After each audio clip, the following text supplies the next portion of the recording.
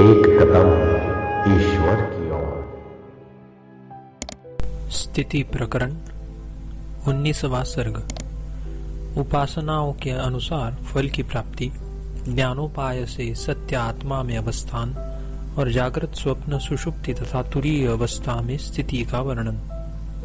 श्री वशिष्ठ जी ने कहा, हे श्री रामचंद्र जी, जीवों का अधिष्ठान रूप बीज ब्रह्म ही सब जगह आकाश की भांति स्थित है। सब जगह स्थित रहने के कारण ही जीवोदरवर्ती जगत में भी अनेक जीव स्थित है। जैसे केले के पत्ते एक के भीतर एक रहते हैं और जैसे धरातल के गर्भ में नाना प्रकार के कीड़े रहते हैं, वैसे ही आनंद घन एक अवकाश रहित आत्म स्वरूप होने के कारण जीव के भीतर भी अनेक जीव जातियां रहती हैं। एक के भीतर एक, उसके भी भीतर एक, इस परंपरा की कल्पना में दृष्टांत केले के पत्ते दिए हैं। एक के भीतर अनेक की स्थिति कल्पना में दृष्टांत धरातल के कीड़े दिए गए हैं। जैसे ग्रीष्म काल में शरीरांतरवर्ती मल और पसीने के कारण जो जो कृमि उत्पन्न होते हैं, वे शरीर के मल या पसीने के भीतर ही होते हैं, उसी दृष्टांत से शुद्ध चित्त भी अंतर अथवा बाह्य जो जो जहाँ पर दृश्य होता है, उसका भोक्ता जीव वहाँ पर हो जाता है। वे जीव अपनी सिद्धि के लिए जैसे जैसे प्रयत्न करते हैं, शीघ्र ही विविध प्रकार की उपासना के क्रम से वैसे ही हो जाते हैं। देवताओं की पूजा करने वाले देवताओं को प्राप्त होते हैं, यक्षों की पूजा करने वाले यक्षों को प्राप्त होते हैं और हिरण्यगर्भ और परब्रह्म की उपासना करने वाले हिरण्यगर्भ और परब्रह्म को प्राप्त होते हैं। जो तुच्छ न हो यानी सर्वोत्तम हो, उसी का आश्रय करना चाहिए। जो प्रथम इष्ट अप्सरा रूप दृश्य से चित्त के स्वभाव शीघ्र बद्ध हो गया था, वह भृगुपुत्र अपनी संवित के यानी ज्ञान के निर्मल हो जाने से मुक्त हो गया। यह बाल संवित संसार के व्यसन तथा संताप से जब तक मलिन न हुई हो, उसके पहले ही सर्वप्रथम जिस भाव को प्राप्त होती है तद्रूप हो जाती है, कोई अन्य वस्तु नहीं होती। श्री रामचंद्र जी ने कहा, हे भगवान, जागृत और स्वप्न दशाओं का भेद आप कहिए और यह भी बतलाइए कि प्रत्यक्ष के अवभास में कोई विशेषता न रहने पर भी जागृत किस कारण से सत्य व्यवहार का हेतु होता है और स्वप्न जागृत के आकार का भ्रम कहा जाता है। श्री वशिष्ठ जी ने कहा, हे वत्स श्री रामचंद्र जी, जो स्थिर प्रतीति से युक्त होता है उसे जागृत कहते हैं और जो अस्थिर प्रतीति से युक्त होता है वह स्वप्न कहा गया है। यदि स्वप्न भी कालांतर में स्थित है, तब तो जागृत रूप होने से क्षण मात्र में यह जागृत ही है। यह प्रत्यक्ष अनुभव से ही दृष्ट हो जाएगा। यदि जागृत भी कालांतर में स्थित नहीं है तो वह स्वप्न ही है। इस तरह जागृत स्वप्नता को और स्वप्न जागृत भाव को प्राप्त होता है। स्थिरता और अस्थिरता के बिना जागृत और स्वप्न की दशाओं में भेद नहीं है, क्योंकि इन दोनों दशाओं में संपूर्ण अनुभव सदा सब जगह समान ही होता है। स्वप्न भी स्वप्न के समय में स्थिर होने के कारण जागृत भाव को प्राप्त होता है और जागृत के मनोरथ भी जागृत के समय में अस्थिर होने से स्वप्न ही है, क्योंकि वैसा बोध होता है। स्वप्न भी हरिश्चंद्र के 12 वर्ष वाले स्वप्न की भांति, जिसकी स्थिरता जागृत बुद्धि से ग्रहण करने योग्य, वह जागृत रूप हो जाता है। उसमें स्वप्नता तो स्वप्न बुद्धि से है, क्योंकि स्वप्न रूप से ही उसका ज्ञान स्थिर था। जब तक जो वस्तु स्थिर समझी जाए तब तक वह जागृत कही जाती है। क्षण मात्र में उसका भंग होने पर वह जिस प्रकार स्वप्न हो जाता है, उसे सुनिए। हे श्री रामचंद्र जी, इस शरीर के भीतर जीव वस्तु विद्यमान है, जिससे लोगों का जीवन रहता है। येन जीव्यते, इससे यह दर्शाया कि जीवित रहना ही जीव के अस्तित्व में प्रमाण है।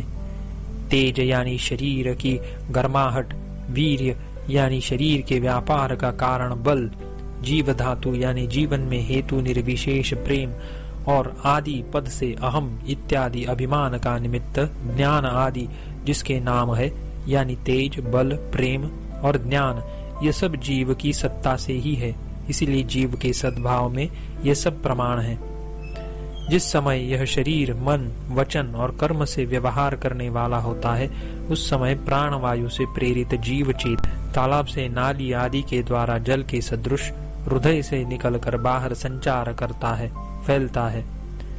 जीव चेतन के भीतर सब नाड़ियों में संचार करने पर सब संवित उदित होती है। पहले अनुभूत होने के कारण संवित जिसमें जगत रूप ब्रह्म अंदर छिपा ऐसे चित्त को प्राप्त होती है, यानी उनमें वासनाओं की उत्पत्ति होने के कारण स्वप्न देखती है। नेत्र आदि छिद्रों में संचार कर रही संवित नाना प्रकार के आकार और विकारों से संपन्न बाह्य रूप को अपने में देखती है। वैसे ही वह स्थिर होने के कारण जागृत कही जाती है। भाव यह है कि यद्यपि अनुभव के समय प्रतीति स्वप्न के सदृश ही होती है, उससे भिन्न नहीं होती, फिर भी प्रतिदिन के प्रत्यभिज्ञान के बाद स्थिरत्व कल्पना जागृत है, यह ज्ञान होता है। जागृत का क्रम इस प्रकार आपसे मैंने कहा। अब आप सुषुप्ति आदि के क्रम को सुनिए।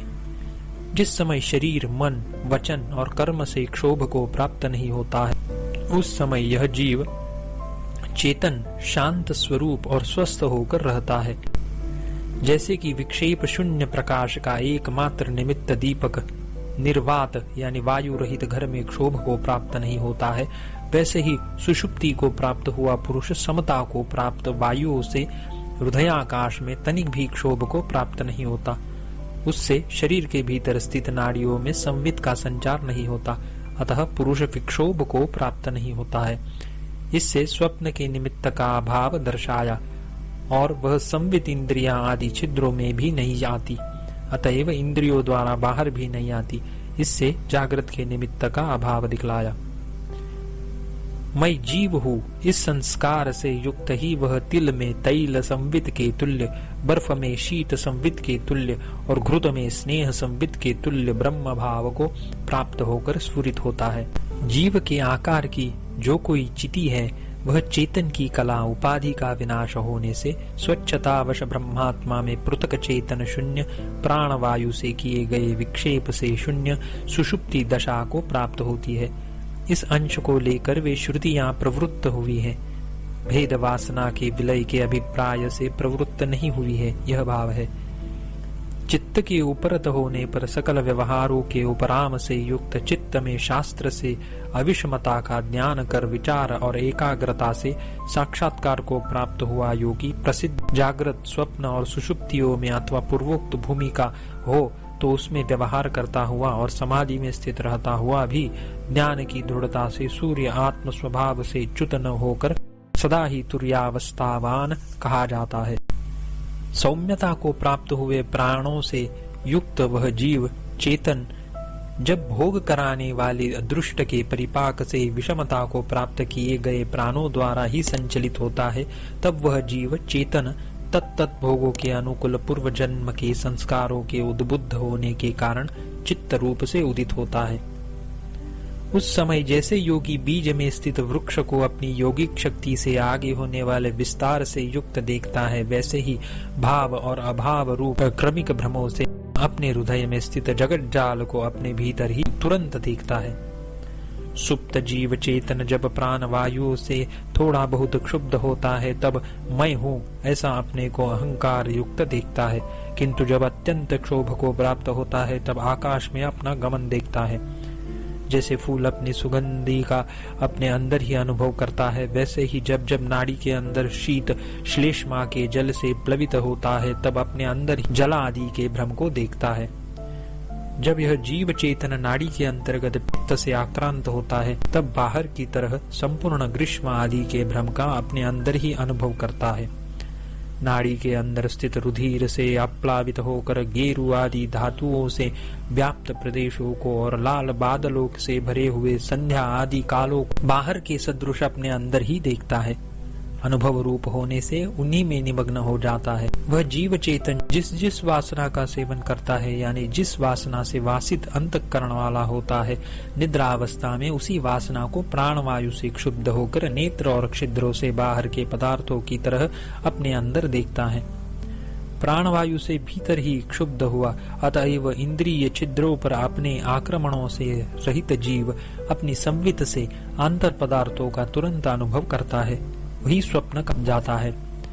जब वायु से क्षुब्ध हुआ जीव इंद्रिय छिद्रों का आक्रमण करने वाला होकर बाहर शब्द आदि को देखता है, तब वह दर्शन जागृत कहलाता है। हे श्री रामचंद्र जी, इस प्रकार ज्ञान को प्राप्त हुए, अतः प्रतित महाबुद्धि वाले आपको भी इस असत्य जगत में सत्य दृष्टि नहीं करना चाहिए, क्योंकि वह सत्य दृष्टि आध्यात्मिक निमित्तों से मरण के हेतुभूत दोषों की जननी है। 19वां सर्ग समाप्त।